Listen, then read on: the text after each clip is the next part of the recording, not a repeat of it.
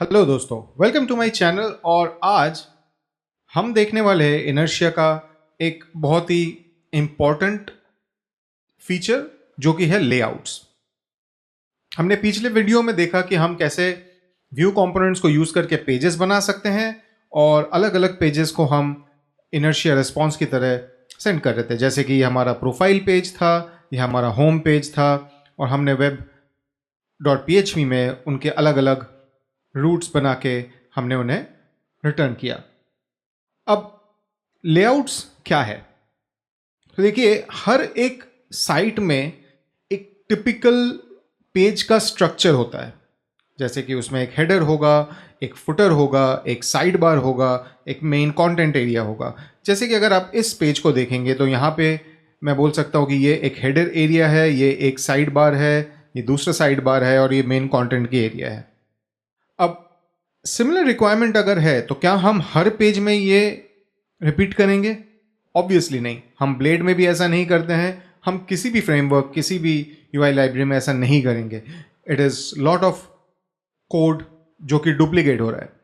तो इस चीज़ को एक प्रॉपर तरीके से मैनेज करने के लिए लेआउट एक बहुत अच्छा सोल्यूशन है और हम देखेंगे कि लेआउट्स को इस तरीके से कैसे यूज़ कर सकते हैं।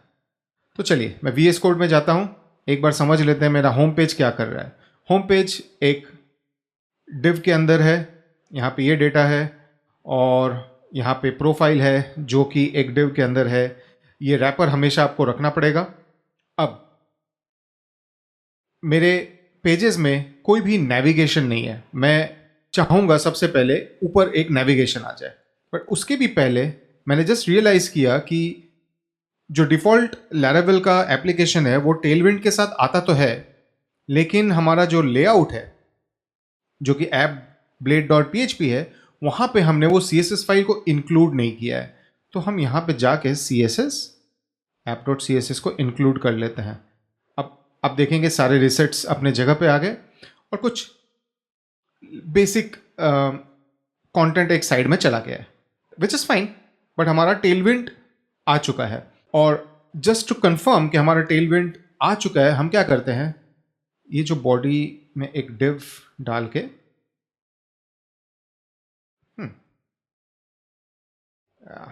पता नहीं क्यों मेरा एमिट यहाँ पे काम नहीं कर रहा है। कोई बात नहीं। तो यहाँ पे मैं डालूंगा क्लास इक्वल्स, कुछ बेसिक क्लासेस में डाल देता हूँ। ओके, तो ये कुछ क्लासेस हैं जो मैंने डाला और अभी अगर हम देखेंगे हमारा कंटेंट एरिया जो है वो पेज के बीच में आ रहा है। यहाँ तक सब सही है।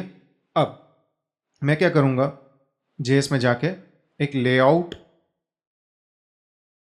डॉट व्यू बना देता हूँ। अब इस लेआउट के अंदर मैं एक टेम्पलेट क्रिएट करता हूँ और टेम्पलेट के अंदर मैं कुछ टैग्स डालूंगा। जैसे कि मेरा एक मेन टैग हो गया, मेन के अंदर एक हेडर हो गया, एक आर्टिकल टैग हो गया। अब हेडर के अंदर एक p टैग डाल के this is the header, this is the content area, ये डाल देते हैं। अब इससे अभी तक तो कोई चेंज नहीं आएगा। मैं अभी होम पेज में हूं, मेरे होम पेज में मुझे कोई चेंज नहीं दिख रहा है। लेकिन हम क्या करते हैं, यहां पे इंपोर्ट लेआउट, ये मैंने लेआउट यहां पे इंपोर्ट किया और उस लेआउट के अंदर मैंने मेरा पूरा कोड डाल दिया, बाकी का जो रेंडरिंग था। अब अचानक से मुझे मेरा लेआउट का कंपोनेंट तो दिख रहा है, this is the header, this is the content area, लेकिन मेरा होम पेज का जो कंटेंट है वो गायब हो गया। इसका रीजन ये है कि अभी तक हमने ऐसा कुछ भी नहीं किया है जिससे कि हम व्यू को बताएं कि इस एरिया में मुझे कंटेंट चाहिए। तो व्यू में एक फंक्शनैलिटी है जिसको बोलते हैं स्लॉट। इस स्लॉट का मतलब है कि इस कंपोनेंट के अंदर अगर मैंने कुछ भी डाल दिया तो वो इस चीज के बाद, मतलब बेसिकली स्लॉट यहां पे रेंडर होगा। तो आप ऐसा समझ सकते हैं कि ये जो पूरा मार्कअप है वैसे का वैसा यहां पे आ जाएगा। That is the functionality of slot. अब मैंने ये डाल दिया, अगर मैं पेज पे जाऊं तो आप अचानक देखेंगे कि ये मेरा कंटेंट एरिया के बाद जो होम पेज का कंटेंट था वो यहाँ पे डिस्प्ले होने लग गया। मैं यहाँ पे चाहूँ तो क्लास bgray 100 करके आपको दिखा सकता हूँ कि ये मेरा पूरा कंटेंट एरिया है। उप्स, ओके। और मैं हेडर में भी एक छोटा सा कलरिंग डाल देता हूँ, something of this sort. Colours और ब्यूटिफिकेशन पे नहीं जाते हैं, हमारे लिए समझना बहुत इंपॉर्टेंट है चल क्या रहा है। अब यहाँ पे मैं अगर इस चीज को निकाल देता हूँ तो मेरा बेसिकली जो आर्टिकल वाला सेक्शन है वो सिर्फ स्लॉट के कंटेंट को उठा के प्रेजेंट कर देगा, जिसका मतलब है होम पेज के अंदर का ये जो पूरा कंटेंट है ये यहाँ पे आ रहा है। सिमिलरली क्यों ना मैं प्रोफाइल में भी जाके वही चीज कर दूं। सबसे पहले मैं लेआउट को इंपोर्ट करता हूं एंड इस डिव को कट करके मेरे लेआउट टैग के अंदर सब चीजें डाल देता हूं। अब अगर मैं प्रोफाइल पेज पे जाऊं तो भी मुझे हेडर दिखता है, होम पेज पे जाऊं तो भी मुझे हेडर दिखता है। एंड जैसा कि हमने देखा था कि अगर हम लिंक टैग यूज करें तो हम वो एसपीए वाली फीलिंग भी आ जाएगी। तो क्यों ना मैं यहाँ पे जाके, हाँ मुझे पहले लिंक इंपोर्ट करना पड़ेगा, तो उसके लिए मुझे स्क्रिप्ट टैग की ज़रूरत है। Setup, this is typical view. अगर आपको व्यू आता है तो आप समझ रहे हैं कि मैं यहाँ पे क्या कर रहा हूँ, अदरवाइज मैं आपको एक बार क्विक वॉक थ्रू दे दूंगा कि ये क्या हो रहा है। ये मैंने लिंक टैग इंपोर्ट किया और यहाँ पे मैं मेरे नेविगेशन लिंक्स बना। ओके, ये सब वर्किंग है, ठीक है।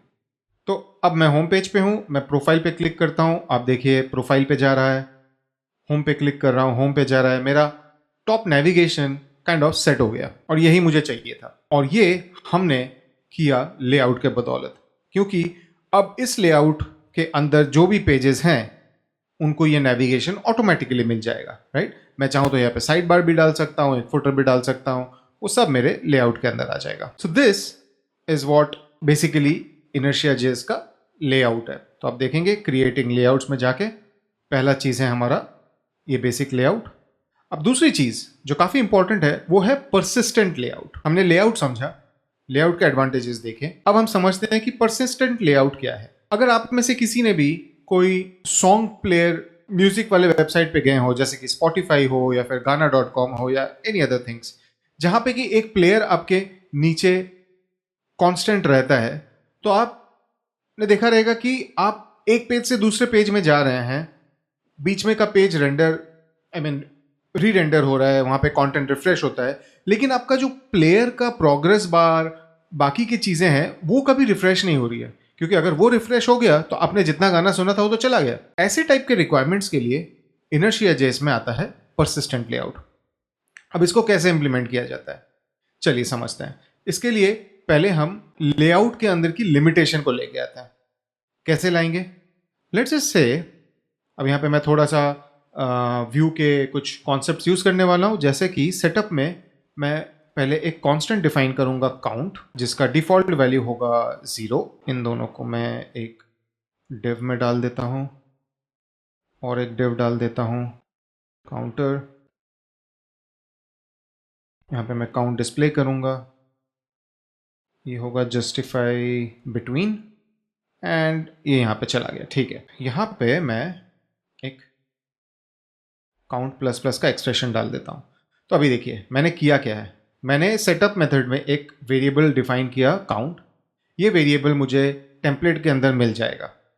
अगर आप लोगों ने व्यू का पुराना वर्जन यूज़ किया है तो आपको याद रहेगा कि आप डेटा में जो भी डिफाइन करते थे वो टेम्पलेट में मिल जाता था। एंड सिमिलरली जो नई एपीआईज हैं उसमें आप count as a variable define कीजिए और फिर वो आपको रिएक्टिव डेटा यहाँ पे मिल जाता है। और मैंने क्या किया, ये स्पैन के ऑन क्लिक पे, ठीक है, this is as good as on click. तो ऑन क्लिक मैंने कहा कि आप काउंट को प्लस प्लस कर दो, यानी कि जितना वैल्यू है उससे एक इंक्रीमेंट हो जाए। ये एक एक्सप्रेशन मैं यहाँ पे डाल रहा हूं। इसके वजह से क्या होगा कि जब मैं काउंटर पे क्लिक करूंगा, आप देखिए ये काउंट 1 2 3 4 5 से इंक्रीमेंट होता रहता है। लेकिन अब मैं होम पेज पे हूं, मैं प्रोफाइल पे गया, काउंटर 0।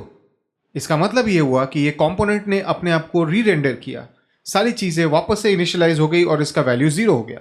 अगर मैं यहाँ पे इसको लेट से 3 रखता था, अब मैं होम पेज पे जाता हूँ, ये 3 है, प्रोफाइल पेज पे 3 है, मैं इसको इंक्रीमेंट करके 6 तक लेके जाता हूँ, होम पेज पे जाऊंगा, ये वापस से अपने इनिशियल वैल्यू पे चला गया। यानी कि मैं यहाँ पे स्टेट मेंटेन नहीं कर पा रहा हूँ। अगर मुझे ये स्टेट मेंटेन करना है तो मैं परसिस्टेंट लेआउट यूज करूंगा, अब परसिस्टेंट लेआउट कैसे यूज करेंगे? तो अगर आप देखेंगे परसिस्टेंट लेआउट के लिए डॉक्यूमेंटेशन में उन्होंने क्या कहा है कि स्क्रिप्ट टैग यूज करो, एक्सपोर्ट डिफॉल्ट करके यहाँ पे एक लेआउट डाल दो। Pretty simple. ये मुझे थोड़ा गीकी सा फॉर्मेट लग रहा था, आप चाहें तो ये यूज कर सकते हैं, बट मैं ये शॉर्ट हैंड ही यूज करने वाला हूँ। ठीक है, चलो देखते हैं कैसे करते हैं। मैं यहाँ पे गया, होम पेज पे जाते हैं। सबसे पहले होम पेज में जाके मैं एक स्क्रिप्ट टैग स्टार्ट करता हूँ, लेआउट को यहाँ लेके आ जाते हैं। अगर आप डॉक्यूमेंटेशन देखेंगे तो उन्होंने स्क्रिप्ट के अंदर इंपोर्ट किया है। फिर हम करते हैं export default layout is layout, बस इतना ही है। उसके बाद मैं यहाँ से डिव को कट करके यहाँ पे डाल दूंगा, बिकॉज अब हम वापस से लेआउट यूज नहीं करेंगे। हम यहाँ पे डिफाइन कर रहे हैं कि इस कंपोनेंट का जो लेआउट प्रॉपर्टी है वो ये है। ठीक है, सिमिलरली हम प्रोफाइल पे भी कर देते हैं। ये यहाँ से हमने कट कर दिया, यहाँ पे सेव कर दिया। इतना सा कोड हम वहाँ पे पेस्ट कर सकते हैं और इस इंपोर्ट को उड़ा देते हैं। तो मेरा प्रोफाइल और होम ऑलमोस्ट सेम तरीके का है स्ट्रक्चर वाइज। अब देखिए, मैं यहाँ पे काउंटर को 10 तक लेके गया। मैं होम पेज पे हूँ, प्रोफाइल पे गया, होम पे गया, प्रोफाइल पे गया।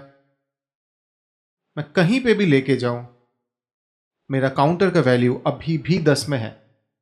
इसका मतलब ये हुआ कि जो हेडर का कंपोनेंट है, ये जो लेआउट है, ये अपने आप को री रेंडर नहीं कर रहा है, ये परसिस्ट कर रहा है अपने आप को। इसका दूसरे टाइप का जो यूज केस है वो है, अगर आपके पास कोई हेडर है जहां पे नोटिफिकेशंस है, उसके काउंटर्स बढ़ते हैं, दोज काइंड ऑफ थिंग्स, या फिर आपका एक चैट विजेट है जो कि फ्लोटिंग है। ऐसे टाइप के सारे रिक्वायरमेंट्स के लिए आपको परफेक्ट रहेगा एक परसिस्टेंट लेआउट। नाउ एक दूसरी चीज जो कि यहां पे बताई गई है, और हालांकि मुझे इसका बहुत ज्यादा यूज नहीं मिला, बट आप देखेंगे यहां पे 2 टाइप के नेस्टेड लेआउट्स हैं। अगर ये यूज करना है तो वो कैसे यूज करें? तो देखिए, फंडा ये होता है कि अगर मेरे पास लेआउट है और लेट्स जस्ट से मेरे पास है नेस्टेड लेआउट डॉट व्यू। अब मैं यहां से थोड़ा सा कोड कॉपी कर लूंगा। चलिए, नेस्टेड लेआउट में मैं सिर्फ एक टेम्पलेट डालता हूं और बोलता हूं कि this is a nested layout, और यहां पे डाल देता हूं एक स्लॉट। ठीक है, एंड जब मैं होम पेज पे जाऊंगा तो यहां पे लेआउट इज एन अरे, जहां पे मेरा पहला चीज है layout and then the next one is nested layout. इसको मैं यहां पे पेस्ट कर देता हूं। अब मैं अगर होम पेज पे जाऊंगा तो अब देखिए कि ये क्या हुआ।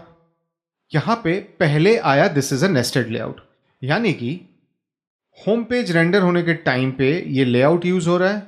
इस लेआउट के इस पर्टिकुलर स्लॉट पे पहले मेरा नेस्टेड लेआउट आ गया, और उसके बाद उस नेस्टेड लेआउट के स्लॉट में मेरा बाकी का कंटेंट आ रहा है। क्योंकि अगर मैं इसको निकाल देता हूं तो अब देखिए सिर्फ यहां पे नेस्टेड लेआउट आ रहा है। इसका मतलब ये हुआ कि होम पेज का जो कंटेंट है वो लेआउट के इस स्लॉट में नहीं आ रहा है। लेआउट के इस स्लॉट में पहले नेस्टेड लेआउट आया। अब क्योंकि नेस्टेड लेआउट के अंदर कोई स्लॉट ही नहीं है तो व्यू मेन होम पेज को रेंडर ही नहीं कर पा रहा है।